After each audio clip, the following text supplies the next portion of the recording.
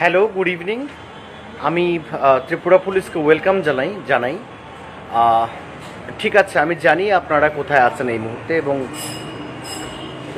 সেন্ট্রালের কিছু লোকজন যারা বাংলা বলতে পারেন না তাদের দিয়ে আমি বিল্ডিংয়ে আছি। এই দেখুন, এটা আমার গাড়ি, আমার গাড়ির সামনে থেকেই পোস্ট করছি। সি ওকে, আর কিছু দেখাবো? আমি এখানে আছি, পেছনটা ক্যামাক স্ট্রিট আর কি।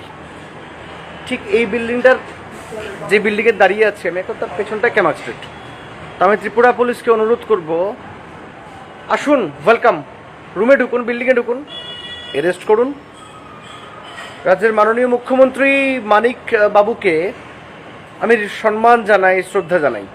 উনি যদি আজ রাতে সম্মান আর শ্রদ্ধাবোধ না রেখে এভাবে রেট করতে থাকে, আপনি কিছু করতে পারবেন না। অনারেবল মুখ্যমন্ত্রী, অনারেবল সিএম, ঠিক আছে, লড়াই হবে, কঠিন লড়াই হবে।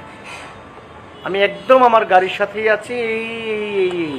ওকে, আমি জানি আপনার লোক ওই নিচে দাঁড়িয়ে আছে, কলকাতা পুলিশ সাহায্য করছে না, বিল্ডিংয়ে ঢুকতে পারছে না। ঠিক আছে, চলুন, ঠিক তো থাকবি। Thank you. এর বেশি কিছু বলবো না এখন, বলার অনুমতি নেই, তাই বলছি না। কেমন? আসুন, এই বিল্ডিংয়ে আসুন। আপনারা নিচে আছেন, আমি উপরে দাঁড়িয়ে আছি, তো 6th ফ্লোরে আমি আছি। আসুন, দয়া করে রেজিস্ট করে আপনাদের ক্ষমতাটা একটু দেখিয়ে দিন, দেখা যাক কি হয়। চলুন, থ্যাংক ইউ।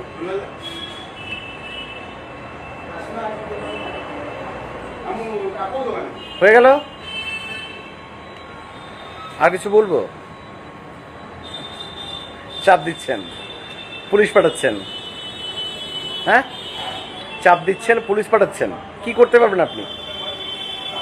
আপনি বিপ্লব কুমার দেব নন, সেটা আমি বিশ্বাস করি। বারবার রিপিট করছি যে আপনার সাথে মাননীয় মুখ্যমন্ত্রী প্রফেসর ডক্টর মানিক সাহার সাথে আমার সম্পর্ক শ্রদ্ধার এবং সম্মানের। আপনি আমাকে ঘিরে রেখেছেন এসবি স্টাফ দিয়ে।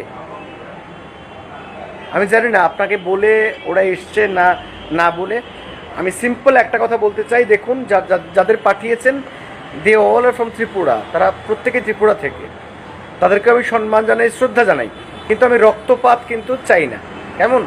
আজ এখন দুপুর থেকেই করছেন, সব ঠিক আছে, 2:30টার সময় ওরা এসছে বা যা যা হয়েছে, ওখানে একবার ওই নিউ